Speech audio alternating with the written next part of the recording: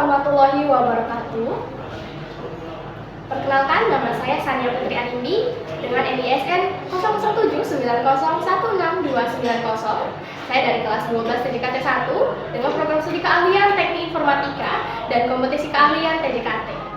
Baiklah, agar presentasi saya tidak terlalu boring, saya ingin menyampaikan sedikit pantun saya pada kesempatan kali ini. Kota Solo, tempat asal batik Sidomukti. Warnanya coklat, sangat serasi. Selamat pagi Bapak Rozi Effendi, selaku Ketua Program Kejuruan pada hari ini. Izinkan saya memulai presentasi dengan judul Laporan Praktik Kerja Lapangan atau PKL menjadi Customer Service di PT Tugas Mobilindo Perkasa. Lama waktu PKL saya selama 3 bulan, dimulai dari tanggal 8 Juni sampai dengan 9 September 2023. Baiklah teman-teman, lanjut saja kita ke slide yang kedua. Nah, pada slide yang kedua ini, saya akan menjelaskan tentang bab 1, yaitu latar belakang.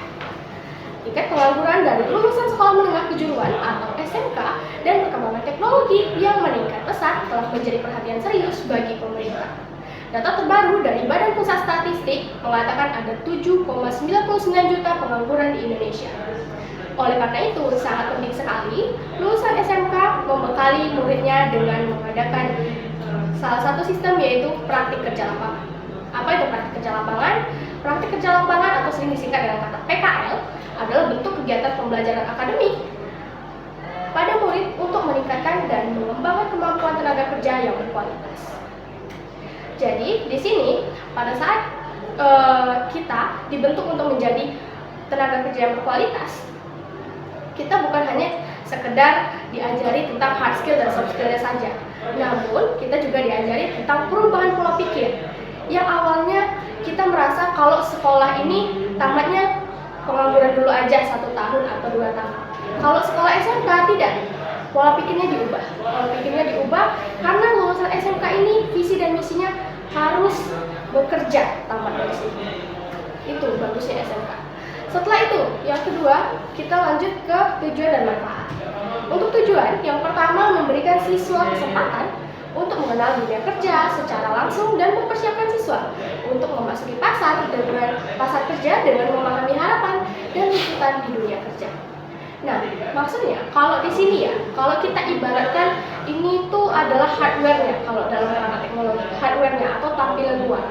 Jadi, pada saat kita ingin apply suatu pekerjaan, kita harus tahu dulu ruang lingkupnya gimana, terus abis itu sistem gajinya gimana, apakah pekerjaannya itu nanti cocok dengan kita. Terus pada saat kita mau apply, kita harus tahu juga apa aja sih bakat-bakat dan minat yang harus kita punya kalau kita mau apply suatu pekerjaan tersebut.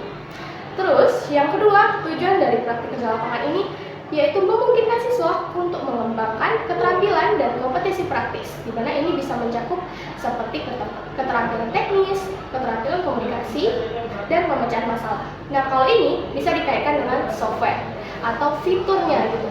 Jadi di dalam diri kita ini tidak mungkin tidak adanya bakat, pasti ada bakat. Namun yang membedakan adalah rasa percaya diri kita.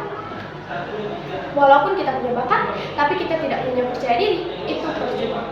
Oleh sebab itu, kalau misalnya kita punya keterampilan seperti keterampilan komunikasi, pemecahan masalah, itu harus benar-benar dijaga dan dilatih. Karena itu merupakan modal untuk kita mendapat pekerjaan. Lanjut ke manfaat. Manfaatnya yang pertama meningkatkan percaya diri. Seperti yang saya katakan tadi, percaya diri ini adalah modal utama untuk mendapatkan pekerjaan. Percaya diri itu orang-orang yang punya percaya diri itu berbeda sekali dengan orang-orang yang tidak punya. Contohnya, kita punya bakat tapi kita nggak punya percaya diri, percuma, nggak bisa perusahaan mau menerima kita. Tapi kalau kita punya bakat, punya semangat, terus kita juga punya percaya diri, rasanya sulit perusahaan untuk tidak menerima kita. Begitu.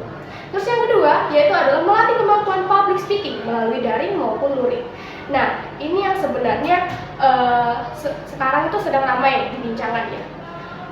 Orang-orang banyak menyepelekan tentang kemampuan public speaking melalui daring. Padahal, kemampuan public speaking melalui daring ini sangat penting karena rata-rata 50% perusahaan saat ini melakukan interview melalui daring. Oke, lanjut ke yang ketiga, yaitu adalah mendapatkan peluang magang lanjutan atau kerja. Nah, perlu diketahui pula, ini yang paling penting dari sebenarnya adanya sistem praktik kerja lapangan. Karena sistem SMK ini kan tamat harus langsung bekerja gitu. Nah, kalau kita sudah melakukan magang, jadi perusahaan bisa melihat, oh berarti anak ini punya keterampilan di sini, dia punya potensi. Jadi kira-kira ada potensi kita untuk bisa menjadi karyawan di sana, dan tamat kita bisa bekerja begitu. Lanjut ke metode pengumpulan penulisan. Jadi pada saat saya menulis laporan, saya menggunakan 3 metode.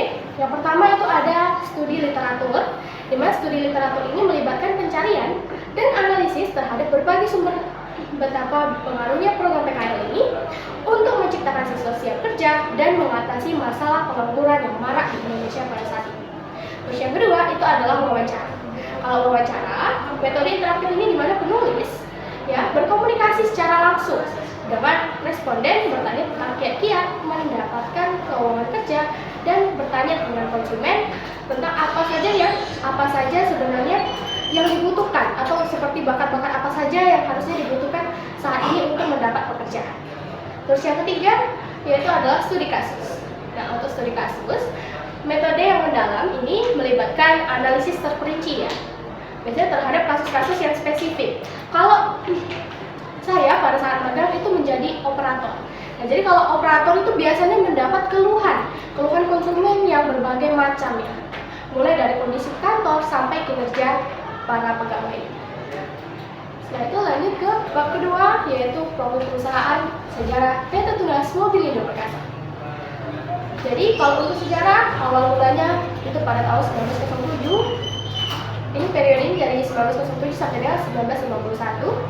Sejarah Daihatsu ini dimulai pada tahun 1907 ketika Hatsunoki Seizo yang mendirikan di Osaka, Jepang. Perusahaan ini awalnya memproduksi mesin uap, mesin pembangkit listrik, dan sepeda motor. Namun pada tahun 1930, perusahaan ini mulai memproduksi mobil-mobil kecil yang berbahan bakar bensin. Oleh sebab itu, mobil-mobil kecil ini diberi nama Daihatsu. Setelah Perang Dunia Kedua, perusahaan ini mulai mengalami rekonstruksi lagi dan merubah nama menjadi Daihatsu Motor. Setelah itu, pada tahun 1951, kemitraan dengan Toyota, Daihatsu ini mulai membangun kerjasama dengan Toyota untuk pengembangan teknologi dan platform mobil. Kemudian pada tahun 1960 sampai 1990, Daihatsu ini mulai melakukan ekspansi global dengan memasarkan kendaraan yang mereka punya ke berbagai negara. Setelah itu, kemudian pada tahun 1980, Daihatsu ini mulai memproduksi mobil berukuran besar dan lebih aman, lebih nyaman, dan sampai sekarang Daihatsu ini mulai mengembangkan mobil-mobil yang layak untuk keluarga dan memperhatikan keamanan yang mereka punya. Setelah itu lanjut ke visi dan misinya. Untuk visi dan misi perusahaan Daihatsu, untuk visi yang pertama itu ada menjadi perusahaan otomotif yang paling inovatif di Indonesia dengan menciptakan pengalaman mengesankan di setiap interaksi dengan pelanggan. Daihatsu ini keren. Pada saat itu, saya baru tahu kalau cara mereka untuk membuat pelanggan terkesan yaitu dengan memberi nama kepada pelanggan ini. Kalau kita biasanya ketemu orang, kalau nggak tahu namanya kan bingung. Tapi kalau Daihatsu punya cara lain, yaitu dengan memanggilnya sahabat Daihatsu. Contohnya pada saat saya telepon, semangat pagi sahabat Daihatsu begitu. Jadi terkesannya, wah berarti saya sudah dekat dengan perusahaan ini begitu. Sudah seperti nasabah kalau bank. Setelah itu lanjut ke yang kedua, itu ada misinya. Misinya yang pertama itu memberikan pengalaman peace of mind bagi konsumen. Terus yang kedua, menciptakan pertumbuhan berkelanjutan melalui operasional yang progresif. Lalu mengembangkan sumber daya manusia dalam membangun kepemimpinan yang kuat dan menciptakan pertumbuhan yang bernilai bersama mitra bisnis yang strategis, serta membuat perbedaan yang positif dimanapun tunas berada. Lanjut. Nah, untuk bab yang ketiga, ini ada kegiatan saya selama praktik kerja lapangan.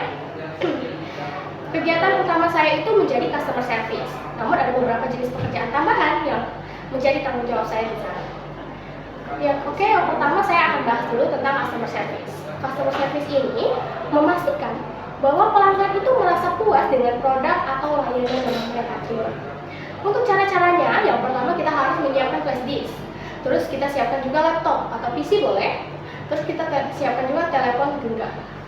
Terus yang kedua, kita ambil data fusion terlebih dahulu, di mana data fusion ini adalah data yang berisikan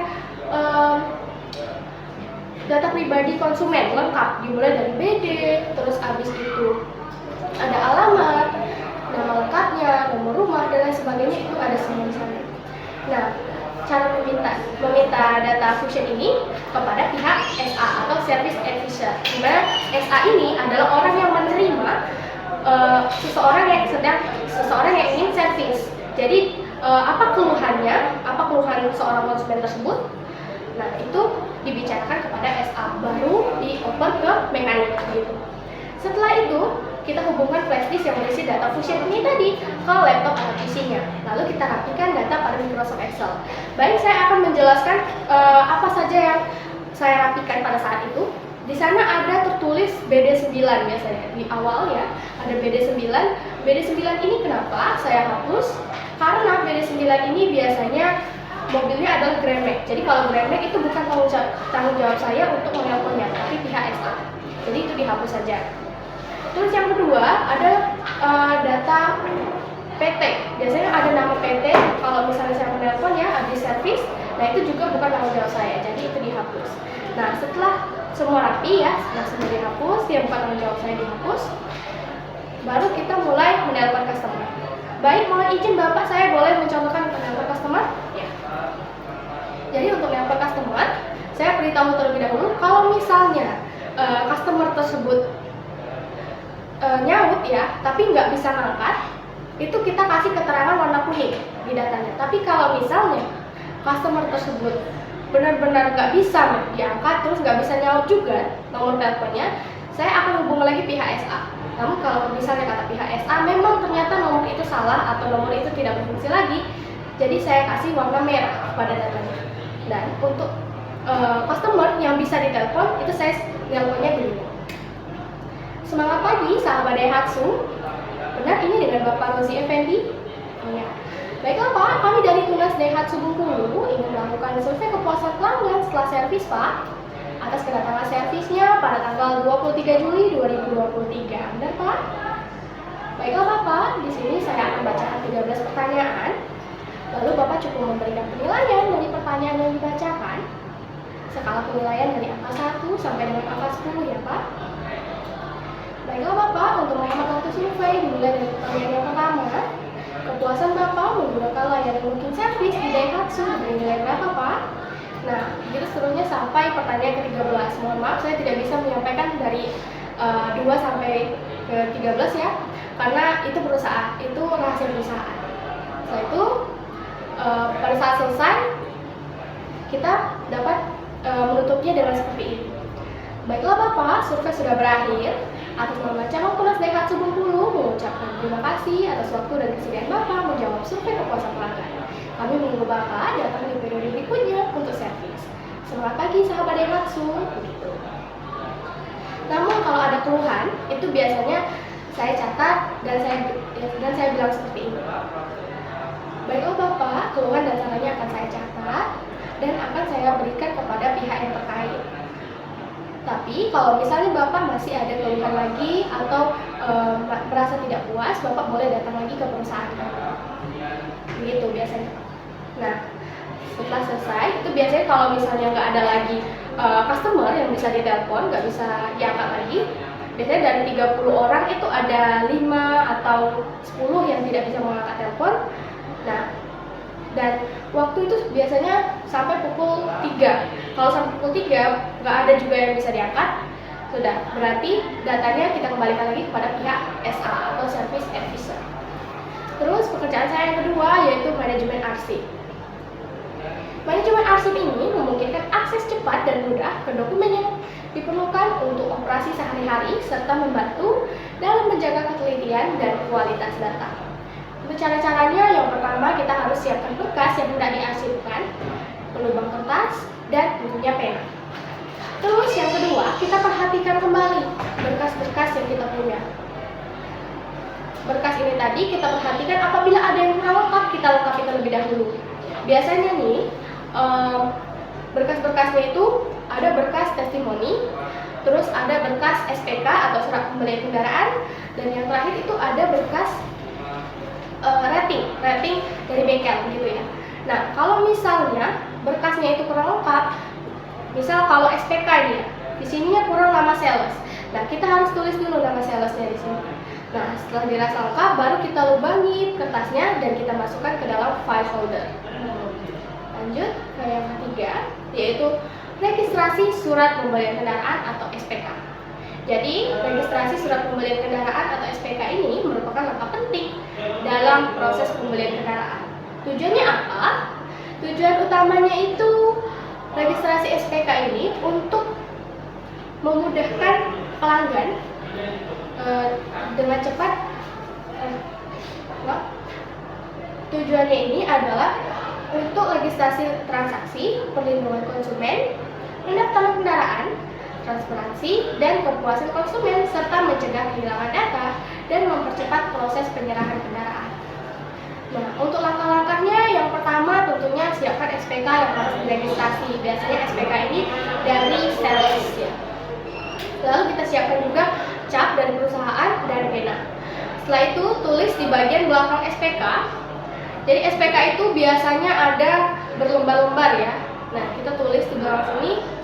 Nah, setelah itu biasanya ada beberapa yang harus ditulis. Yang pertama itu ada pukul, terus habis itu ada tanggal. Setelah itu di belakang sini ada nama salesnya, ada nomor telepon. Terus di sini baru diletakkan cap. Terus di bawah lagi, di bawah sini itu ada TDP atau cash dan beberapa lain diantaranya.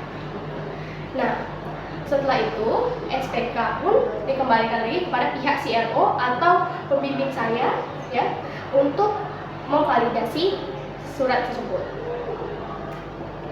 Nah, lanjut ke pekerjaan yang terakhir, yaitu pemanfaatan software dalam dunia industri atau muat data ke dalam aplikasi. Memuat data dalam aplikasi ini digunakan untuk melakukan analisis lebih lanjut dan membuat laporan. Jadi, cara yang pertama yaitu siapkan handphone, laptop atau PC, terus flash disk, dan aplikasi sheet. Lalu kita hubungkan flash disk ini ke laptop. Nah, jadi flash disk ini harus ada data fusion yang sudah kita telepon tadi. Nah, setelah itu kita buka aplikasi sheet pada handphone.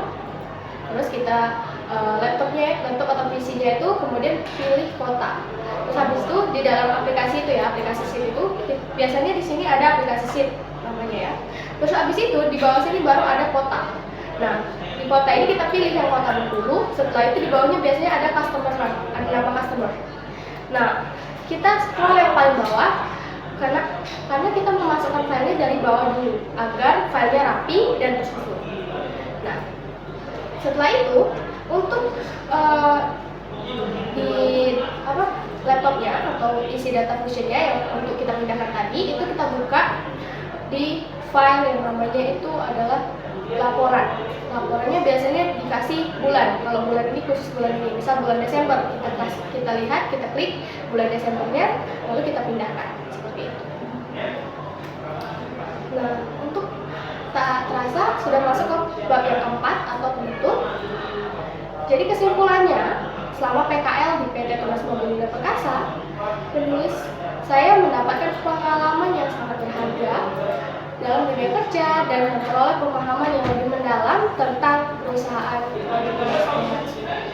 Hal ini juga termasuk memahami proses kerja di PT Tunas Mobil Perkasa, mengembangkan keterampilan teknis seperti mengaplikasikan software, berkontribusi dalam menyelesaikan permasalahan, seperti saya juga berkontribusi untuk penyelesaian beberapa proyek penting seperti meningkatkan rating Customer Satisfaction Index atau CSI, di mana CSI ini adalah rating customer yang sudah kita telepon tadi.